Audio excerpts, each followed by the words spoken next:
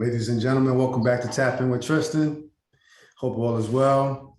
Got a beautiful show for you. We got a big time guest. Before we really get into it and deep dive into his story, I just want to make sure that you guys and girls go out there and click that notification bell so you get the notification when we get some more content out, and then hit that subscribe button because this is going to be a beautiful platform that we're sharing with a lot of beautiful people. So without further ado, we got Mr. Kenny Jones.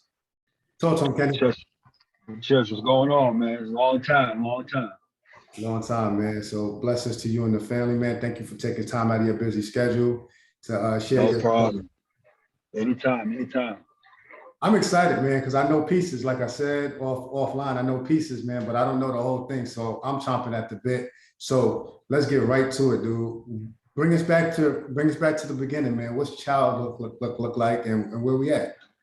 I mean, childhood for us, basically, me growing up in Wyandanch, you growing up in Amityville, it was basically the same life, you know what I mean, from the hood. And Wyandanch is a place where not too many people make it out of. You know what I mean? Either you're still there, or you did what you had to do to get out. And I use my platform and my God-given ability to get out of my situation. You know what I mean? Me growing up in Wyandanch, it was rough. I mean, every night, every day it was something different. You know what I mean? And I use basketball for my scapegoat. You know what I mean? Watching, y'all play against Wyandanch, I was a young pup watching y'all, you know what I mean? Right. So I was on the sideline watching y'all play, you know what I mean? So I looked up to all of your rivals from Wyandanch and Amityville. It was just something great to see, you know what I mean? I wanted to be a part of that. Right. You know what I mean? I was a kid from the boonies, as we called it. And nobody really knew how good I was in basketball. You know what I mean? Right. My brother put the ball in my hand when I was 5. Okay, let's talk about that. Let's talk about that around that age when you're in basketball. For those who don't know, Wyandanch is in New York, Long Island. Definitely a tough area. It's a tough area. And like you said, not a whole lot of people make it out, but there's tons of talent, tons of gifted people, and we'll touch upon that through your story. But you're playing basketball at 5 years old. What's the dynamic going on around you, that home situation? Let's talk about that. Sure. I mean, I basically, I didn't really want to play basketball. I was just trying to follow my older brother. You know what I mean? I wanted to be like my older brother. My older brother has been my idol. He's been my idol all my life. Okay. So, me growing up, we had it rough. I moved to Wyandanch when I was 5 years old. We was, moving from place to place. You know what I mean? Lived in a motel for a little bit. We just had it rough. Once we got to Wyandanch, we was like, this is gonna be our home. Okay. So, my older brother, just watching him play, that was the only way I was able to hang out with him. Because I was the youngest, I was the smallest. And my brother told me, like, yo, listen, you can't be around us, you're too small. Right. So one day he was like, listen, you wanna hang out with me here? And threw a basketball to me. He was like, yo, Kenny, how old is he right now? My brother is 46. My brother's 8 years older than I am. So he's 8 years older. So you was 5 and he was 13. 13. Yep. Okay, keep going. So and my brother was nice. My brother can hoop. Okay. So I was like, all right, so I was just every day I'm outside shooting in garbage cans and shooting in crates. And we used to take the rim from a bicycle, take the spokes out, hanging up on a tree. Right. We used to, just because we couldn't afford a basketball rim. Right. So, we used to make a spot on a tree, like, yo, we got to hit this spot in order to make a basket. Right. You know what I mean? So I took it serious from that day forth, just so I can hang out with my brother. You know what I mean? And it was crazy because I never took it serious. Okay. You know what I mean? I didn't really think it was going to take me anywhere. I just wanted to be like my brother. So as I was getting older, I was realizing that, I'm really getting nice, playing this game. what age is that kicking in? What age I is want to that say kicking in? I want to say I was probably like third grade. Okay. I want to say I was probably third grade at the King School. Um, I'll never forget. I was in third grade, and my gym teacher, his name was Mr. Licata. Okay. He used to come. I was in Miss Carruthers' third grade class, and he used to come to me and say, "Hey, did you get all your work done today?" I'm like, "Yeah, all my work is done." He used to come and get us in the middle of the day, and we used to just hoop for the rest of the day in the gym, Wow. all day. I'm talking about it was like at least 3 times a week. So that's when I realized, like, yo, this is what I really want to do. Right. You know what I mean? And the grind started when I was younger. You know what I mean? And I fell in love with it. So, watching my family struggle and, me going to school, I didn't have name brand nothing. You know what I mean? Right. I Right. didn't have this, I didn't have that. I'm wearing my older brother's clothes because, Right. that's just how it was. Some hand-me-downs. Hand So, me so, down. so tell me that, I mean, you're probably hitting check boxes for quite a few people that are going to watch this. What was it like being in school? You know what I mean? Because, sometimes when you don't have the latest fashion and things of that nature, you know what I mean? There can be some targeting, some bullying. There could be you being insecure. And how was you as a student? I mean, I was always a good student. I never really let stuff like that bother me because, I knew what it was. You know what I mean? Hmm. Of course, everybody gets teased. I got teased because I didn't have this. I got teased because I didn't have that. Right. But I never let that, stop me from doing anything. You know Right. what I mean? You throw out jokes, I'm gonna throw out. I know I might not have the same thing you got, but I'm gonna throw them back right at you. Right. You know what I mean? I never, because one thing about me, my growth spurt was crazy. I've Okay. always been the biggest in my class, Okay. always. Always. So it was like I was in second, third grade, and I was towering over everybody. You know what I mean? So it wasn't too much of me getting teased a lot, but it was Ain't just the gonna talk fact too that I crazy. didn't. You bigger than everybody. They yeah, they ain't gonna talk too crazy. They ain't gonna You talk know what too I crazy mean? to Right, right. you. So it was just I use all that as fuel Right. because this is what I knew I wanted to do. And my dream wasn't even the NBA. I mean, that's every kid's dream. You know what I mean? My dream was just to play.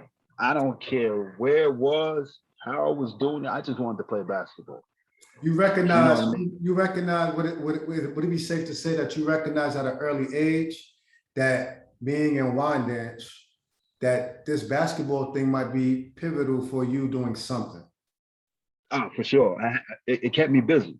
Okay. You know what I mean? I got friends to this day that's, still at home and still doing, crazy stuff. And Right. it, it, and over the summer, that's what kept me busy. Right. If I wasn't in the house or doing something or, I was playing ball somewhere. And, us growing up where we from, it's like, you got to find something to take your mind off what's going on. Yeah. And that's what took my mind off what was everything that I was seeing, everything that I was going through. That's what kept me focused because I knew if I did the right things, I was going to be able to go hoop somewhere. You know That's what I mean? beautiful. Absolutely. What's the So it what's was the just, what's the what's the home life looking like when it comes with the basketball? They seeing you play, are they fully involved or they everybody's kind of doing their own thing? What did that look like uh, outside of your brother? my family was a big support. Especially my mom. Okay. She was the pivotal of our family. My dad was my pops was my pops. You know what I mean? It's when people grow up and they say they don't have their pops in their life, that is a different than my situation. I grew up with my father. Right. Seeing my father every day. But my Right. father has never done anything for me or my brothers and sisters ever. So it's like I'd rather him not even be there than him there and acting like he's being the father. Right. Right. You know what I mean? So when people was like, I don't know who my dad is, and my father's never done anything. I know who my dad is, but he's never done anything for us. Right. Never supported me in basketball.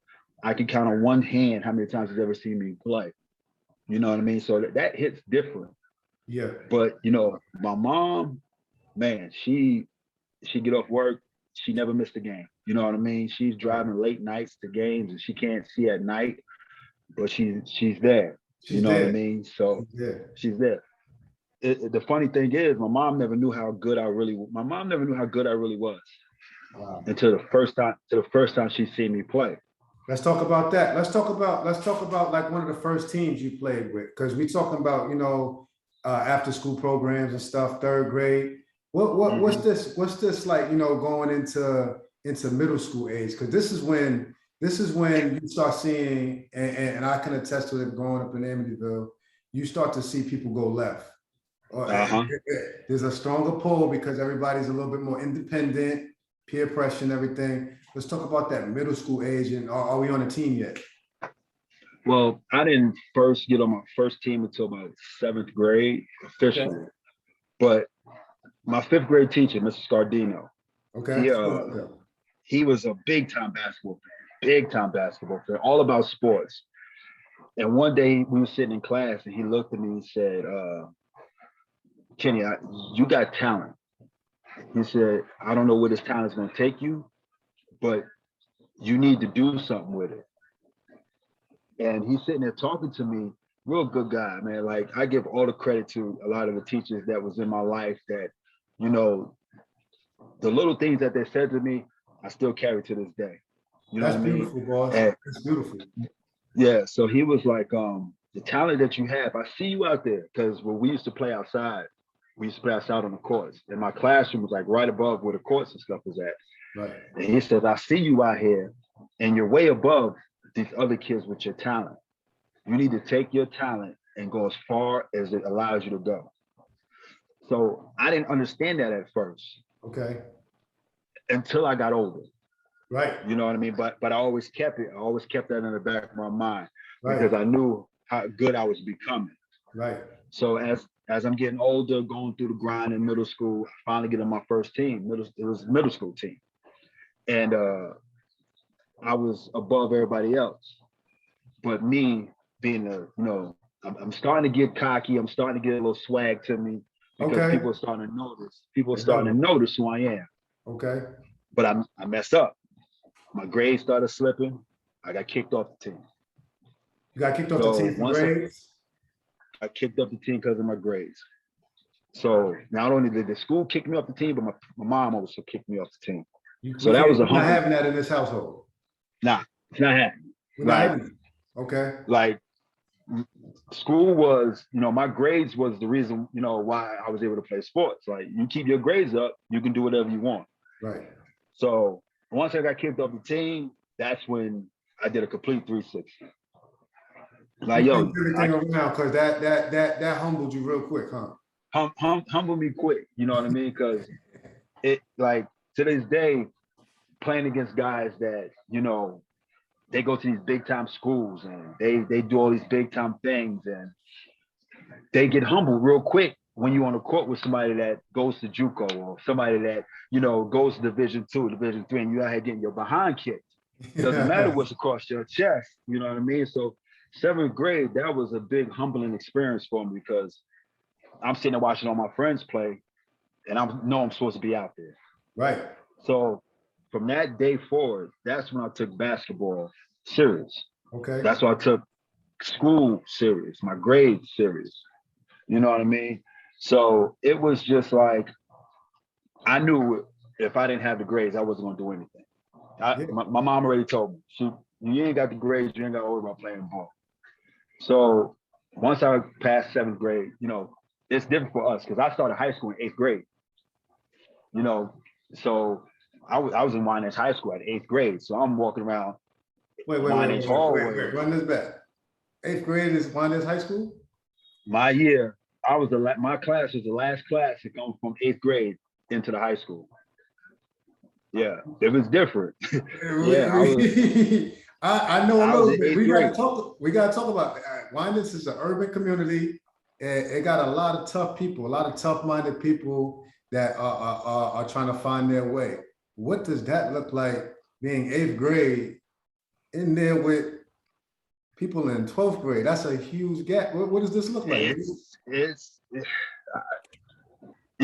was crazy. You know what I know, mean? dude. You got to give me a little something, dude, because this is different. It's like you go from middle school and then you go to high school with like grown men. You know what I mean? It's like, yo, this is crazy. I'm walking the halls with dudes with full beards and mustaches. Right. I'm looking like, yo, you know what I mean? I'm coming from middle school. So it was a humble experience. But let me go back because I totally forgot. I totally forgot. Before I get to high school, I need to talk about I know you asked me my first experience. Well, Dre was the one who discovered me. You know Dre Edwards. Andre Edwards. Andre Edwards. He was the one, 11 years old. Okay. 11 years old. He was the one that discovered me. I was in front of my house one day, just shooting around on my little court we built. Yeah. And he pulled up on me and was like, yo, I hear you ringing, you ringing bells, I hear you can play. I'm like, yeah, I'm good. So he was like, I want you to come play for me. All right, cool. So he talked to my moms and my mom gave him permission, was like, yo, I give you permission. Like, I'm putting my son in your hands, basically. Right. So Dre took those rings and was like, I'm gonna talk to him just like he's my child. Right. And my mom said, you got 100%, you can do whatever it needs to be done. You got full autonomy to take care of my son. Full support to take care of my son. So from that day forth, Dre to this day is still like that father figure mentor, since I was 11 years old. Still that same guy. Did you recognize that at that point? Like no. Early in? Like, yo, no. When I first met him, I didn't know because, I've never been approached by anybody to say, right. They want me to play ball for them. Like, I didn't know what AAU was. Right. I didn't know what it was. So like the first place he took me was Amityville Annex. First place I ever played besides Wyandanch was Amityville Annex. With Big John. First place. Yep, first place I ever played.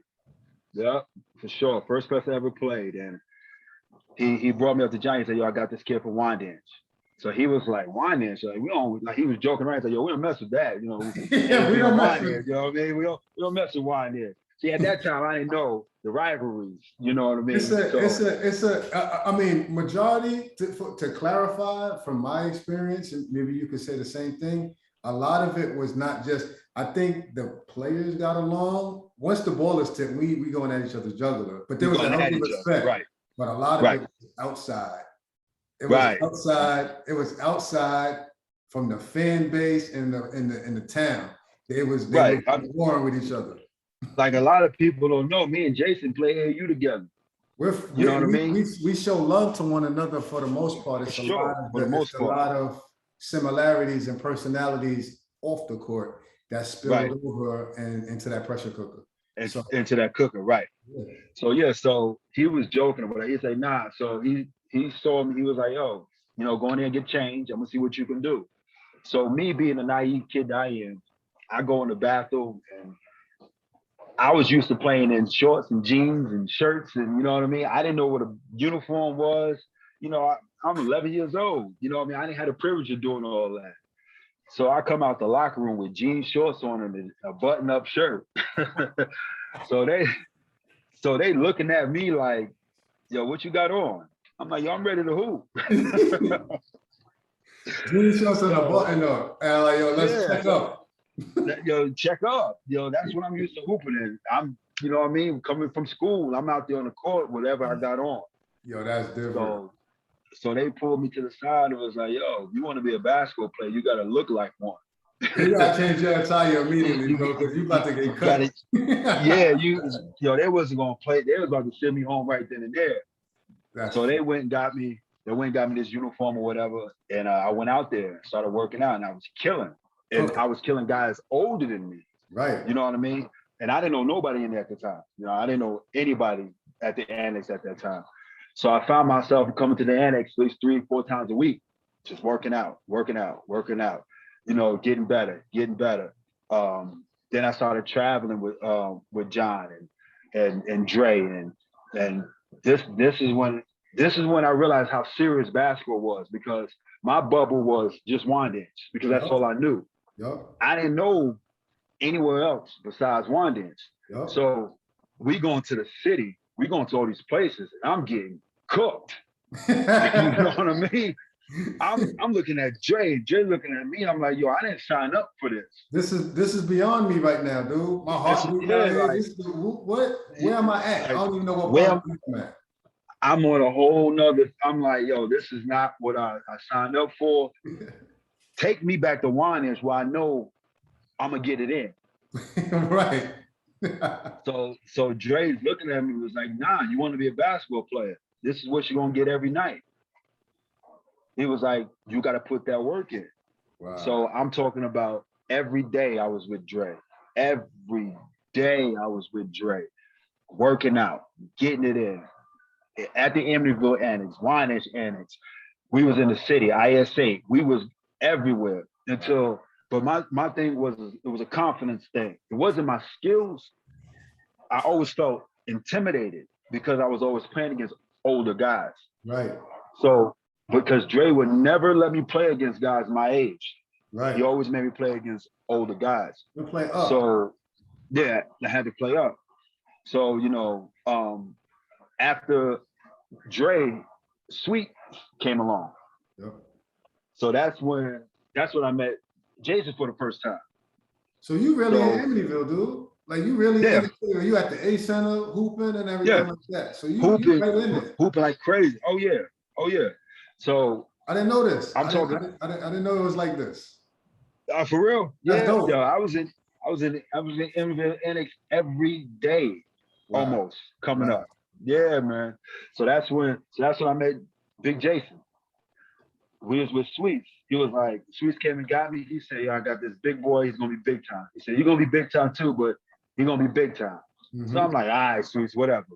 So I meet Jason for the first time. I'm like, yo, who's this? Yo, he's huge. You know what I mean? So Sweets is taking us to Queens, taking us to the city, and we are killing teams.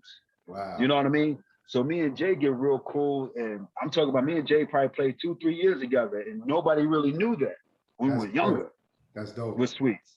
That's dope. You know what I mean? So that's how me and Jason gained that relationship. Like we still talk to this day. You know what I mean? We still got that brotherhood like we did when we played against each other. We played against each other and with each other. That's dope. You know what I mean? So, but once I got into high school, that's when I knew the Amityville Wyandanch rival was real. Let's talk about it. You know what I mean? Let's talk about it. Let's talk about we from the opposite, but there's a healthy respect for one another, man. It's I can healthy think of respect. a bunch of names of guys that I watched from your town that can go crazy. Yes, sir. It's amazing. I remember sitting in 8th grade watching y'all play, and I'm like, that was the first time I ever seen Wyandanch High School gym that packed. You know what I mean? That game was just like, because everybody was talking about it. And I was like, yeah, it's Wyandanch versus Amityville. Yep. I'm just thinking it's a regular basketball game until I walked in the gym. I'm like, yo, this ain't a regular basketball game. This is an event. This is something you see on TV. So this me being a young standing room only. A standing room only. So me seeing y'all out there hooping like that, I'm talking, and that's when Dewey and Big Scott, and we had a squad. Yeah. But y'all boys came in there. It was crazy. You know what I mean? So my freshman year was the first time I had the opportunity to actually play in it. You know what I mean? Yeah. So me, of course, I didn't play much, but me sitting there watching y'all play, it was like, it was a phenomenal experience, man. Yep. It was a phenomenal experience. Yeah. And then going into my sophomore year, when y'all came in here, I think y'all was beating us by like 60 in the first quarter. So my coach, Coach Ted, you know, rest in peace to Coach Ted, he looked at me and said, yo, these boys is out of here next year. Y'all gonna be doing the same thing to teams next year. That's a fact. You know what I mean? So he was like, yo, you're gonna take your bumps and bruises now, but your time is coming. Your time is coming. But like, I think the most disrespectful thing Jay did to me, and I love him to death, but he's sitting there talking to me at the free throw line. And he said, "Okay, I'm gonna tell you exactly what I'm gonna do." He said, "I'm gonna miss this free throw on purpose and dunk it off the rim." I'm sitting there looking at him, just shaking my head, and I'll be damned if he didn't do it. I'm like, yo, this dude's crazy, man. But it's just the respect that I have for you guys. You know what I mean? The rivalry. You know, the guys I played with, the guys I played against, y'all always show love. It was just a beautiful thing. Like these kids nowadays, they wouldn't understand that feeling. You know what I mean? It was a battle. It was a grind. It really was. It Was really just, was. Like you said, it I was an loved event. every minute of it. Yeah. It was an event, and I can attest to being in your seat at 8th grade watching Tehran hit a buzzer beater against Wyandanch. Yeah, I had Wara, Amelie, Randy. They were smoking us, bro. It was a tough game, but like you said, you can feel the difference. You can see how people were operating in there. People are dressed up differently. Like the security's beefed up. Like yo, this is beefed up. Yeah, it's beefed up because you know something might pop off. We can't let it go like that. Like I don't think there's a bigger rivalry than Wyandanch and Amityville, especially on the basketball court. I can't. It might be hard press. Amityville Hempstead is up there, but Amityville Wyandanch has deep history. We're talking about 70s and 80s. Deep history. It goes back. It goes like way back. You got people that go back and forth to each other's town. Like we got people that stay in Wyandanch, come to Amityville, stay in Amityville, go to Wyandanch. So for real. So they right there. You know what I'm saying? So it's crazy, bro. Like we're going down memory lane, but at the same time, I think these are the moments that help shape young men. It helps shape you. For sure. For sure. For sure, because that rivalry right there showed, it helped with my development. Right. You know what I mean? I took my bumps and bruises. I also gave them out.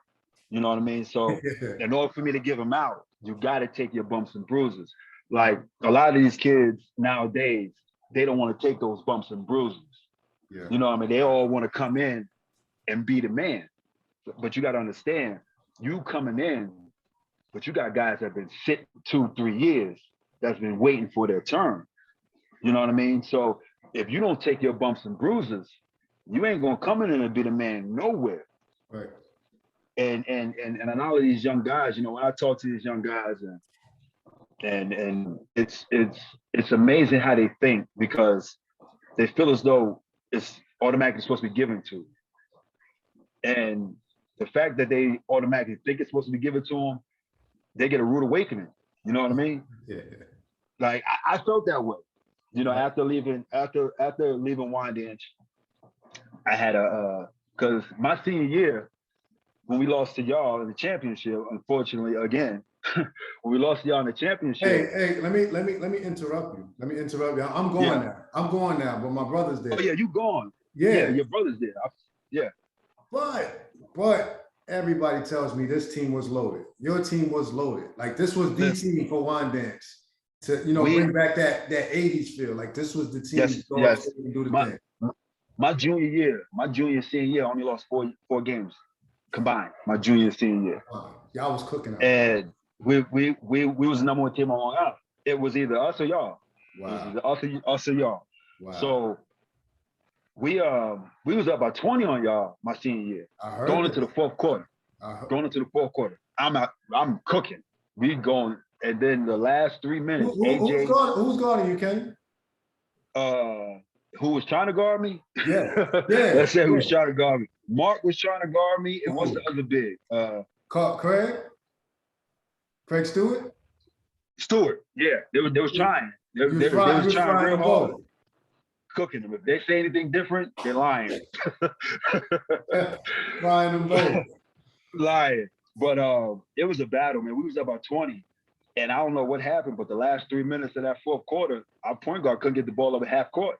The game turned around quick. What? Next thing you know, it's a minute left. We down. I'm like, this can't be happening.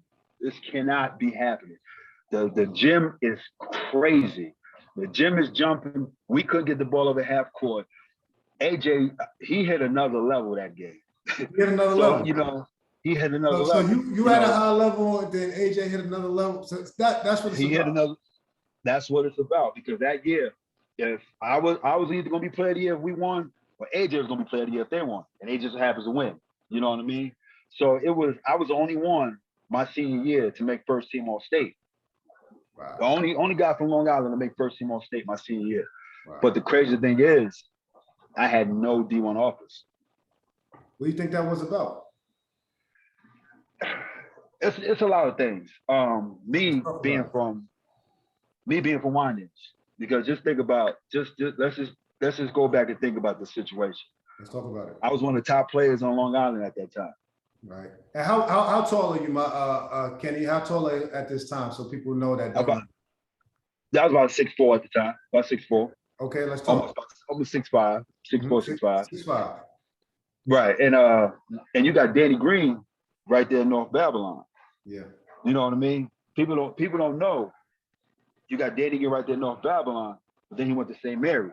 Right. You got every coach going right there to North Babylon. There's only one street that separates North Babylon and Wyandanch, but those coaches did not cross that street for whatever reason. You know what I mean? So I'm killing in the AAU circuit. My senior year, I was AAU Player of the Year. I played for the Broncos. My freshman to senior year, I played for the Broncos. Played AAU Player of the Year that year. Went out to the Three Stripes in big time tournament. Lit it up out there in Vegas. You know, I went to 5-star camp. I got damn near every award that they can offer at 5-star camp. But the offers wasn't coming in. So I couldn't figure out why the offers wasn't coming in. So I had my guidance counselor. I ain't gonna say no names because, you know, he's the reason why my success is what it is, because I held that grudge, you know, my whole career basically. Talk to me. My guidance counselor, he kept asking me to go to his school that he went to. I can't even remember. It's been so long, I can't even remember what school it was. Okay. He was like, you should really think about going to my alma mater. I'm like, no, that's not what I want to do. That's just not in my cards right now. Yeah, I want to see all my options, first of all. I want to see all my options. Right. I want to see all my options first. And this is early this is just early. Early in the game. So he's like, so when I decided to, when I told him, I said, no, I'm not even thinking about going to your school. So his exact words to me was like, you need to go to my school because you ain't even college material. I said, oh, like that hit. Yeah, that's the grades. You know, I had the grades, I had the scores, like, and for you to sit there and tell me I'm not college material, that's, you know, just because I don't choose your school, that's like a kick in the gut to me. And he's at your school. And he's my guidance counselor. He's your guidance counselor that's supposed to be, you know what I'm saying, your support system. My support system. But he told me that wasn't, he told me I wasn't a college material. Wow. So the only offer that I knew I had at this time was St. Paul College. Okay. Because they called me personally. Okay. So I was sitting there talking to my mom, like, Mom, I don't understand what's going on. You know, I'm one of the top players on the island right now, and I have no offers coming in. She was like, well, now, what's the thought process? What's the feeling? You could be honest with us, man. How you feeling right now with this? It was a gut punch. You know what I mean? I felt unappreciated. You know, I felt my talents was going to waste. Yes. You know, I felt that the grind, the blood and sweat and tears at that time that I put in, it wasn't enough because of where I was from. That was my mindset. So you think the reputation of your town was hurting? You coaches, they're not even stepping foot in there. We're not even gonna go in there. We're not even gonna go in there at that time, and I'm tearing it up everywhere. But come to find out, I had a lot of offers. I had a lot of letters come in to the high school. Oh. Exactly. I had letters coming to the high school. My guidance counselor at that time was taking them. He was stashing them. So I'm like, it's. When did you find that out? When did you find that out? I didn't find that out until, okay, so I committed to St. Paul College in Virginia. Okay. You know, the coach called me that night. He was like, so what you gonna do? We're gonna give you a full ride. I got a good team coming in, most of them from New York, so you should get along real good. So I said, you know what, coach, I accept. Because my whole thing was, I didn't want to stay in New York to go to school. Okay. I got to get out of That here. was, I got to get out I of got here. to get out of here. I got to get out of here. So I go down to St. Paul's, and you know, I got down there in August. I didn't take one class. They would not let the basketball team register. It's October now. All we doing is hooping and partying. We got our own house. All we was doing every day was practicing and partying. Wow. For some reason, they would not let the basketball team register for school. So I'm like, yo, now the whole basketball team was like, yo, this is not this is not us. What's going on? So we told the coach, like, yo, we out of here. Like, we've been here since August and we haven't taken one class. We didn't know what was going on. Yeah, something's interesting, but we don't like it. Right. So that night, the coach comes to me and says, well, the reason why you haven't taken any classes yet is because you're ineligible. So I'm looking at him like, what you mean? You know what I mean? I got the grades, got the scores. What are you talking about? He was like, nah, we got your transcript back and you're not eligible to play. Now, mind you, before I left to go to school, my guidance counselor calls me and tells me, congratulations. Back then, we had the little answer machines, you know, on the house phones. Exactly. So he calls me, you know, congratulates me and says, you know, I got the scores, my grades is good, you know, I passed the NCAA, everything is good. Cool. So that's why I committed when I committed. Yeah, you're like, I passed the clearinghouse and all that. I'm good to go. Passed the clearinghouse, I'm good. Once you pass the clearinghouse, you're straight. You told me I passed the clearinghouse, everything's good to go. So when I get down there, the coach is like, you ain't eligible. Your transcript. So he showed me my transcript. I'm looking like, oh, what is going on? Oh, my transcript was all failing grades. I'm like, yo, what is going on? So I get back. So after I left St. Paul, I go back home. So me and my mom, we go up to the high school. We had the guidance counselor in there, and he swore up and down that he told me that I was ineligible. Swore up and down that I was ineligible. So he flipped on you and sabotaged. He sabotaged. He flipped on me. Oh, so my mom plays the voicemail. So then once she plays the voicemail, he has nothing to say. Come to find out, the fact that I didn't go to his school, he sabotaged me to the NCAA clearinghouse. Then after I find that out, I had like 20 letters come in. About 20 letters come into that school for me. And I didn't get not one of them. Yeah, it was a big mess, man. That's a big mess, bro, because your name rang out. You're one of the top guys in Long Island. So obviously you the top dog in the town. What's coach saying about this? Did he have what's his relationship with the coaches and did they ever hit him up like, hey man, we're trying to get Kenny. We ain't hearing back from him. What's good? See, they rarely, it was only a few teams that went through the coaches. Okay. But most of the time they all went through my guidance counselor. Every time they went to the guidance counselor. Why? I don't know, but that's just what they was doing. Okay. And you know, one thing about my coaches was like, you know, we talk about it, you know, rest in peace, you know, to both of them, Quincy and Mr. Gainey. They apologized to me a lot, saying they wish they would have, you know, focused more on, you know, me going to these big schools and, you know, put more into, you know, the education side than just basketball, you know. But at the end of the day, I didn't let that stop me. You know what I mean?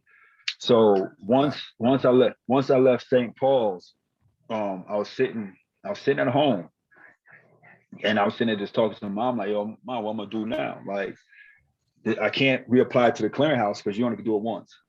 Wow. So now what can I do? So she said, baby, just wait your turn. Something's gonna happen. So I want to say it was about January. And my boy calls me and he says, yo, I want you to come to Kentucky State with me. Me and him play AAU together. Okay. So I'm thinking like, come where? He said, I want you to come to Kentucky. So I'm like, the hell is in Kentucky? Like, Kentucky. So he was like, now listen, I want you to come to Kentucky. So he was like, the coach is from New York. And I told him about you and I want you to come. So I'm like, all right, cool. So at that, you got your homie recruiting you for his coach, for real. Kentucky State, For real. second For real. semester. Second semester. So the coach, so he was like, yo, he was like, the coach, he's in New York right now. I said, all right, cool. I'm playing in this men's league, just to stay in shape. He can come, let me know. Yeah. He can come to the game and see what it is. So he showed up. And I'm out, and mind you, I'm playing with Dre in this men's league. And I'm out there killing. Did you know he was in the crowd? I didn't. So you doing your business as usual. Business as usual. Like this is how it is. So I'm sitting there talking to my mom and sitting there talking to Dre, and he rolled up on me. He was like, Kenny, he's like, Coach Patterson from Kentucky State, Danny's coach. So I'm like, all right. He said, I don't need to see you no more. I'm offering you a full ride right here. I want you down there with me. I said, you ain't got nothing to worry about. I'll be there. Took it right on the spot. No hesitation. What's mom feeling like? What's mom feeling like right now? She's sitting over there crying, and she's sitting over there, she's happy, but she's sitting there embarrassing me, crying. I'm like, oh mom, come on, chill out. Like you. That's a beautiful sight because she foreshadowed that like something's gonna happen for my guy. This is for my son. Yes. And for her to see it happen right there, bro, I can see why she's emotional. It's a beautiful thing, man. My mom's, man, she's amazing. You know what I mean? Beautiful, bro. Just for her, to experience that. Just for her to experience that with me, it was an amazing thing. Wow. You know what I mean? So, he talked to my mom for a little bit, and she gave my mom the same permission. My mom gave him the same permission that she gave Dre. Right. So I want to say about 2 weeks later, I was on the first flight smoking to Kentucky. What's your thought process, boss? What's your thought process? It's a lot running through my mind because the first thing I'm thinking is I'm better than D2. It's high level D2, but I'm better than this. So there was kind of a disappointment, but also some relief. Right. So I'm like, you know what? I'm in this situation. I'm gonna make the best out of it. So I get there, and this is the crazy thing. I get there, and this is another humbling experience for me. Right. So it's about an hour from the airport to Frankfurt where the college is at. So the coach sitting there talking to me. We just sitting there talking. We got that New York connection. We got that good vibe going. We got that New York connection. We just sitting there talking about, past people, and he know a lot of the people I know. So it was a good connection. Right. So I walk into the practice gym, and the team is in there. So this is my first time on campus, my first time meeting the players. So we in the huddle, he's sitting there talking. He's like, yeah, this is Kenny Jones from New York. And I'm gonna tell y'all right now, he's better than all of y'all. So I'm looking like, yo, he just put the biggest bullseye on my chest. So I pull and say, yo, coach, you gonna do that to me? He just starts laughing because he knew what he was doing. You know what he was doing? I'm throwing you in the fire. Yeah, he threw me in the fire with gasoline on it. So now, mind you, I'm not playing yet because I still gotta sit out. Yeah, you gotta sit this one out so you can practice. Sit this one out. So I'm practicing. So my first practice, man, it was different. It's definitely different. I'm talking about just the development was they were faster, bigger. They moved quicker. It was just a different experience from high school. And the men's league, because you ain't really get that crossover. Exactly. In the men's league, everybody is stronger. You see guys 6'11" moving faster than some guards. I'm like, yo, this is crazy. Yeah, hold up. You know what I mean? So me getting killed in that first practice and me getting killed night in and night out in practice, the coach looked at me. He was like, yo, let me talk to you. So we go in the office. We talk for about an hour. So the coach was like, yo, is this for you? I'm like, what you mean? He's like, yo, is this for you? I'm like, this is definitely for me. So he was like, You got to step it up. If not, I'm gonna send you home. Oh, so that's when I realized what college was about, because no matter if you're on scholarship or not, somebody can take your spot the next day. They're looking to That, replace you as soon as you get on campus. as soon as you get on campus, that's when basketball stopped being fun for me. That's when it became a business. It's business, because this is business. So I'm a businessman now. It's a business, man. You gotta these young kids they gotta hit that switch, because if you don't, if it continue to be fun for you, it's gonna be there's gonna be somebody that's gonna take that, turn it to business, and take your spot. It's a fine balance, bro, because now you're an adult. Now you're an adult. There it is. Now you're an adult, and life gonna kick you in the chest. And if you don't, you don't know how to swim and you sink, it's next up. It's next up, and from that day on, it's a cruel world. And from that day on, that's when I knew, like, yo, this isn't fun for me no more. You're from Wyandanch, bro. You're quick for this, though.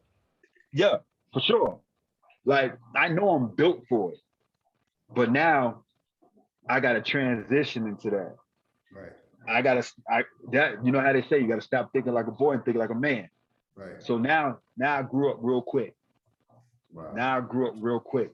So when he told me he was going to send me home, everything changed for me. So it's not an option for me to go back home. Not an option. I'm not going back there. Nah. Only for visiting it. I'm not going back home. Not an option. I literally left home with everything that I had.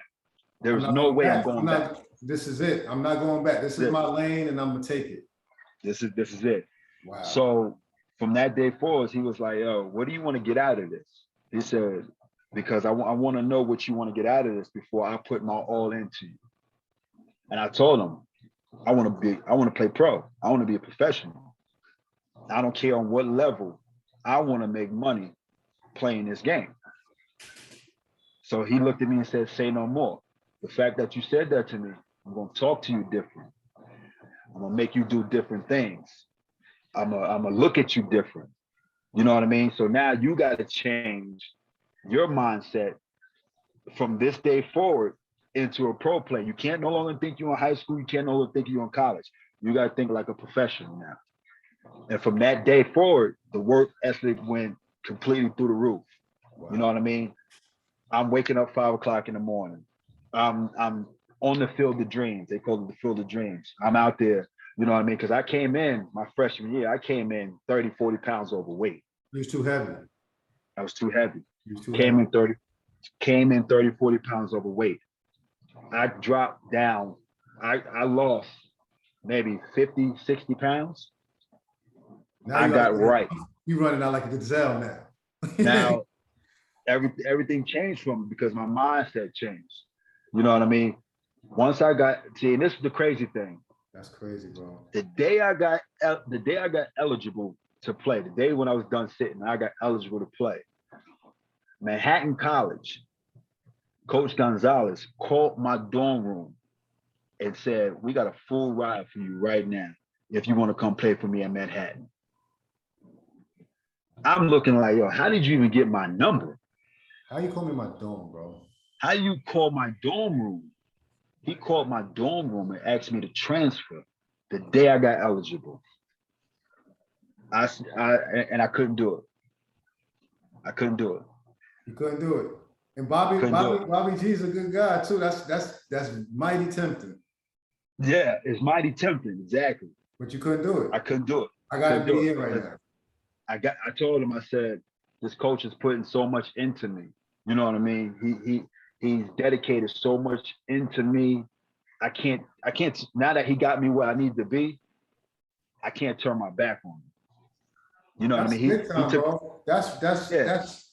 That's some character that you don't see a lot of people have, bro. So I commend you, man. I took the cap off for you to even say that to because again, you already went into the situation. I'm a Division I player, bro. Right. So now a Division I school call you, you know what I'm saying? Manhattan was having success at that time. You're like, I can slide right into that mix and be in the tournament and be in the mix and all this type of stuff. And you said no. Yeah, I couldn't do it. You know what I mean? Because sometimes it's a flaw. Sometimes because I'm loyal. You know what I mean? Like to this day, everybody that has an impact in my life, I still talk to. You know Wow. what I mean? Like all my coaches, you know, up until some when they passed, I keep in contact with everybody that had an impact in my life. Wow. And you know, that's just the loyalty in me. And the fact that, you know, Coach P took the time out and he was that father figure for me. He was that mentor that, you know, me being from New York, no family here, you know, by myself. And he took me, he developed me. I tell him all the time, he turned a boy into a man. He turned that man into a silverback. I can say that. You know what I mean?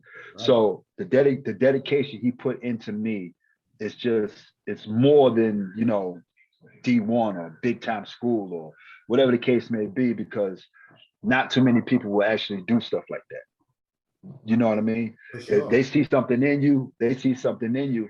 Either they can use it for what it's worth, or they can dedicate their time, and that's what these coaches did for me. You know, even my coach now, my assistant coach, he told my assistant coach, King is your protege. You develop him, you get him together. Like the assistant coach, he was at that time, he was the student assistant. So by the time I started playing, he got moved into assistant. So once he became an assistant coach, I'm talking about his dedication. It's 10 o'clock at night. He's calling my phone. Kenny, what you doing? Coach, I'm in bed. I got class in the morning. Nah, meet me in the gym. You know what I mean? So it's 10, 11 o'clock, 12 o'clock at night. I'm in there putting up shots. I'm in there working on footwork. I'm in there sprinting. I'm in there just doing the extra stuff to give me that edge. You know what I mean? Because at while you resting, somebody's always working. So I wanted to be that guy that was always, anytime I got, I was in the gym. Any chance I've got, I was inside the gym. So it was just my time at Kentucky State, you know what I mean? It was some of the best 4 years of my life. Wow. You know what I mean? It I grew up, I became independent, you know what I mean? And I wouldn't trade that experience for the world. That's You beautiful, know what I bro. mean? So what is that feeling looking back, being from Wyandanch and the stacked up against young black men to get out of there positively? What did that even feel like? Are you recognizing that while you're in Kentucky State, or is it like more now? Oh no, I definitely recognize it when I was in school, because not everybody gets this opportunity. You know, there's guys that I'm sure there's guys that's better than me. I'm sure there's guys that was better than me coming out of high school that don't get this opportunity. You know How what many guys from your town go and play college ball? bro? It's I don't think it's a handful. It's only a You know what I handful. mean? The talent is OD. The talent is through the roof over there. But because you have so many different factors and things pulling at them, they don't get the whole mesh. And then you have guidance counselor situations. There's probably stories about that will Right. probably rise too, where there's some sabotage and stuff like that. So there's a lot of stuff. You're one of the few, bro. Yeah. You know what I mean? And I was just determined. I was just determined to get out of that situation. I'm gonna play my part. And right, I'm gonna play my part. And like some of the advice that I can give to these young guys is, I wish I would have been taught this when I was their age, when I was young, when I was coming out of high school. It doesn't matter what name you got on your shirt, on your jersey, when you go into school. It's the impact and the dedication, the work you put in that's going to get you further. You know what I mean? You're going to be seen regardless where you play. It doesn't matter if you get D1, D2, D3, JUCO, uh, uh, uh, prep school, wherever. You get that opportunity, don't let that name on crush your chest change your mindset of what you want to do. If I would have known that, it wouldn't have mattered if I went D1, D2. It wouldn't have mattered at that time. But you know, us being as basketball players at that time, D1 was it. If I you can wasn't attest to D1, that. you ain't nobody. I can attest to that. And like you said, man, there has to be a shift in mentality for that because of the reasons you said. So I definitely co-sign that. So beautiful, beautiful information, bro. Beautiful story. especially coming from where you're from, did we get an opportunity to play pro basketball? Of course. Let's talk about that, That's dude, because now you got a career in playing basketball, a game that turns into an occupation, bro. Not right, many people can right, say that. Let's talk a little bit about right. that, dude. Well, going into my senior year, I was a All-American, Player of the Year, first team. Ooh, So once I got those accolades, my coach looked at he said, "Oh, next thing is now you need to get paid." So my first deal, my first deal, I went to I played in the ABA. After I played in the ABA, we won a national championship my first year. The second year we lost in the championship. So then I'm looking like, yo, I need more than this. This is not what it is. So my third year I played in the PBL. And then I had my son. My son was born. son is born. So my son is born 2011, May 18th, 2011. My son was born. So now I'm like, all right, I got a newborn baby. What am I gonna do? Right. So I took the first deal I got. First deal I got was in Germany. Okay. $1,000 a month. Okay. So my son's mother looking at me like, yo, you realize we got a son. I'm like, yo, just let me work. They open the door, I'm gonna walk through it, and then I'm gonna pop off. That's your thought. That's my thought. I say, yo, don't worry about it. Let me work. I said, I'm taking what they give me right now. I just need to get over it. That's all I need to do. Okay. I just need to get over it. Sign for $1,000 a month. Tristan, no lie, my first game I had 50 and 25. Yeah, that's Wilt Chamberlain numbers, dude. But no lie, my first game playing professionally in Germany, I had 50 and 25. I still got the article to this day. 50 and 25. Fax that over to me, bro. That needs to be highlighted. Yo, 50 and 25 my first game. Wilt Chamberlain, so, bro. Yeah, so first year in Germany, Player of the Year, first team. I was also American Player of the Year, the import Player of the Year. So then I got an agent because I went over to Germany just on a whim. So then wow, I got an agent. My agent, Gus Galini, still my agent to this day. Wow. He was like, I seen what you did over in Germany. I want to represent you. So I told him, I said, I got a son. I said, if I'm going to leave myself in your hands, just like I'm going to take care of you while I'm playing, you got to take care of me to make sure I take care of my son. So he said, oh, you do what you do and let me do what I do. So I went from $1,000 a month to my first contract to $3,500 a month, my second contract. So I'm like, all right, that's a big jump. You know what I mean? I'm moving up the ladder. I'm moving up. So then it's like, then I went to Chile. So Chile, same awards, Player of the Year. I was Forward of the Year, first team.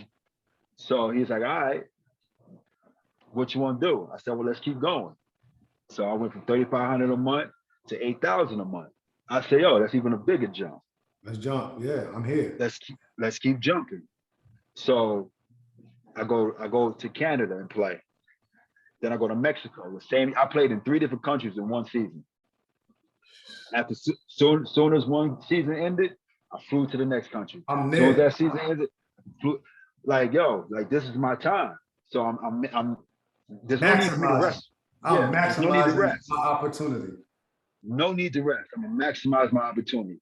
Wow. So I get to Mexico, and Mexico is big time basketball. A lot of people don't know, but Mexico is majority Americans that play in Mexico. A lot of good hoopers there. A lot of good hoopers. So it's big time basketball. So this is when I really felt like, yo, I'm starting to become, what everybody say I'm starting to become. Yep. So first year in Mexico, I'm Player of the Year. I led the league in scoring, Player of the Year. So then my agent's like, all right, since you've done all that, Now we're gonna put you in the big time league. Now I'm in Argentina. Argentina is big time basketball. Big time basketball. Big time basketball. I've been in Argentina 7 years. Been play a year twice. First team 4 times. I've had a great career. I've had a great career. I played all over the world, man, and I just love the grind. I love the grind. I love the the different cultures. I love and I learned from every place that I played in. You know what I mean? Because it's all different basketball. You know what I mean? So Argentina is one of the most physical countries you can ever play in. It's physical basketball. It's rough. You know what I mean? And I've seen a lot of guys come from big time universities, big time schools, and get sent home at Christmas. While me coming from a little old Kentucky State University, you know what I mean? I got guaranteed contracts. You know what I mean? Making 15,000. I can roll my sleeves up. These dudes out here, they got this pen hands. They ain't trying to get their hands dirty. Their hands dirty, right? Yeah, so, you're like, I'm cool with that. Yeah, I'm cool with that. You know what I mean? I'm playing against guys that going to the University of Kentucky and getting praised because they went to UK, and I'm 20, 30 minutes down the road at Kentucky State, but we in the same place right now. But at this end of this game, you're gonna know who Kenny Jones is. I guarantee you're gonna know who I am after the end of this game. So I've met a lot of people, played against a lot of people, made great relationships with a lot of people. And it's just, basketball is it's small, but it's the biggest and best thing you can get yourself into because it's a fraternity. You know what I mean? Yep. So it's like the relationships you develop in basketball, it can take you anywhere. It's just what you want to, anywhere in the world. It's just what you want to do with it. You know what I mean? So my grind, I wouldn't change it, because it developed me to be the person I am. My son wants for nothing. It's just a beautiful thing. And the fact that I was able to experience it, the fact that my son was able to watch me progress and was able to watch me play, now that he's doing it, it's I love it. You know what I mean? And the fact that, now I'm 37 and I still can do it, you know what I mean? It's a beautiful thing. It's a beautiful thing. So like I was over there when COVID hit. I was in Argentina when COVID hit. So it's just like, it's just like, for me to still be able to still get offers and teams are still contacting me to see if I still want to come out and play. That means I made a good impression. You made an impact, bro. You're making positive impact. You're making positive impacts everywhere that you stake your claim. That's right. That right there is something to be said about your character, bro. So you know what I'm saying? I congratulate you on that, bro. Your character, along with your talent, allowed you to get to where you're at. And not only for you, but you're setting a path for your son. That's dope. Right. And anybody from your neighborhood, they can be like, yo, if they want to, if they put that into themselves, I've seen somebody do it from this neighborhood. From this neighborhood, right. You know what I mean? So it's like regardless on everything that I've accomplished overseas and all the awards and the accolades that I've won, the relationships I built is bigger than anything, because I know if whatever I need or whatever they can help me with, they'll go out their way to do it. You know what I mean? So that's just like the guys that here, like anybody that needs me, like you call, hey Kay, I need you. Say no more. Yep. You know what I mean? Because I know somebody's gonna do that for me. Yep. You know what I mean? Right, bro. You're saying it right, bro. Like this is what a game can do, man. It can change your life, open up a lot of different avenues for you to walk through. And this is why we having these talks, man. So again, I appreciate you because wonderful story, dude. Wonderful story of you being able to persevere through a lot of stuff.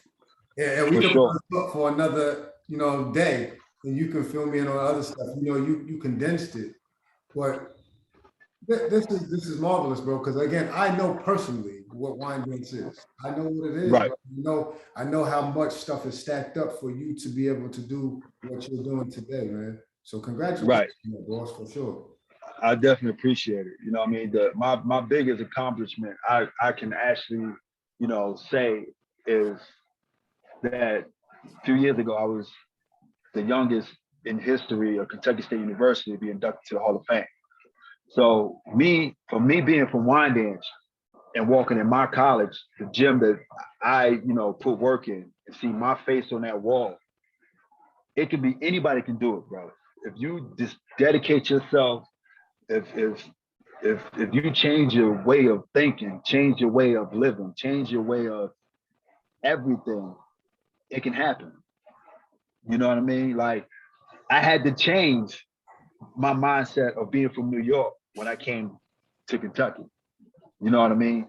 That aggressiveness that, you think everybody's after you, you're always angry. That's just how we are. You know what I mean? And I had to change my mindset. And me changing my mindset, now when I walk into that gym, Kenny Jones' face is on that wall. You know what I mean? When my son walks into that gym, he says, yo, that's my dad right there. That's my dad, bro. That's beautiful. You know what I mean? That gives me, you know what I'm saying? That hits my heart right there for you, because that's what it's about, man. You're paying it forward, dude. And not only that, you can see the actual working time and effort that you put into it, and you can see the result in it. So right. I like to look at it like farming. A lot of people don't like farming. They rather just pick it up and get the microwave effect. You embrace the farming aspect of life and got a harvest for it. And now you can have harvest for many years to come because of the relationships that you built off it too, man. It's so beautiful. Yep. Like it's just one more thing. It's like when I talk to some of these young guys, the question that I ask them is like, what's your definition of success? You know what I mean? The reason why I say that is because your definition of success may not be the same as mine. Right. You know what I mean? My definition of success isn't me playing basketball overseas for 12, 13 years, me making a lot of money, me, being player of the year in these different countries. That's not my success. My success is my 10-year-old son running around, you know what I mean, doing exactly what daddy did at his age. That's my success. You know what I mean? My beautiful fiance, I finally got it right after all the dumb, crazy crap that I've done all over the years. That's my success. So my success and your success might not be the same, but you got to figure out what's your definition of success. Once you figure out what's your definition of success, the sky is the limit.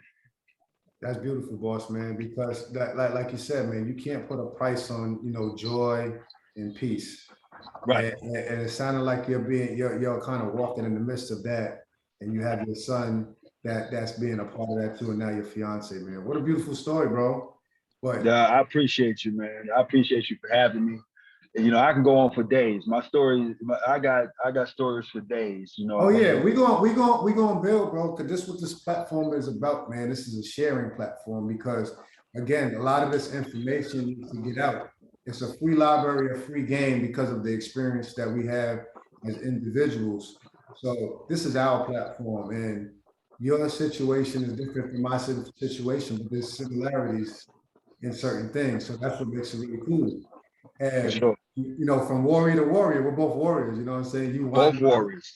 So warrior to warrior, man, it's all love, man. And I thank you for taking time out of your busy schedule. You know what I mean? To share this platform with me, and then also be able to be very comfortable enough to be transparent enough to share this information with the people that's going to watch, dude. And we're going to build, bro. Sure. I'm excited, man, because I really didn't know a whole lot about your story, man. So I just boosted up more respect for you, man. So that's big time, man. You a legend, dude.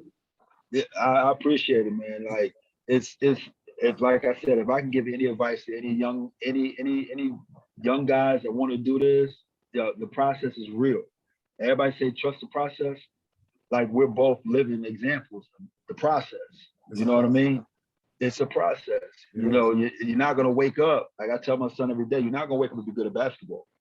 You know what I mean? You gotta put some time. You have to. You gotta put the time in. Gotcha. I know it's like beating a dead horse when they say, "Yo, trust the process." Nah, the process is real.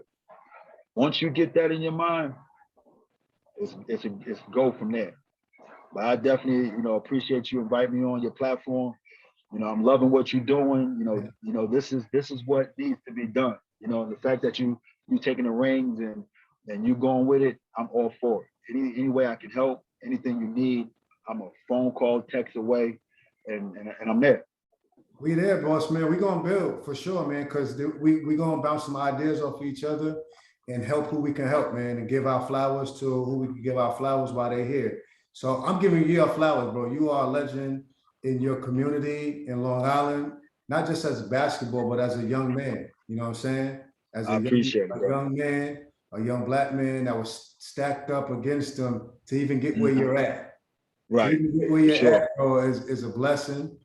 And I can't say it enough, dude. Man, you one of the guys, dude. You are one of the guys that they can hold to a standard in your community.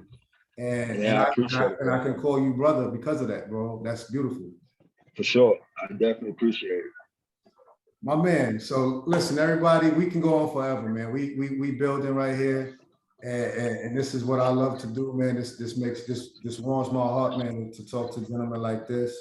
Until next time, I want to make sure that everybody, please click that subscribe button, share this content, make sure you click the notification bell, so that way you know when this is hitting the YouTube channel. And until next time, boss man, much love. Team, love, baby. Appreciate you. Love. We're gonna build. Tell the family Yes, I said what up. For sure. All right, boss. All right, later. Later.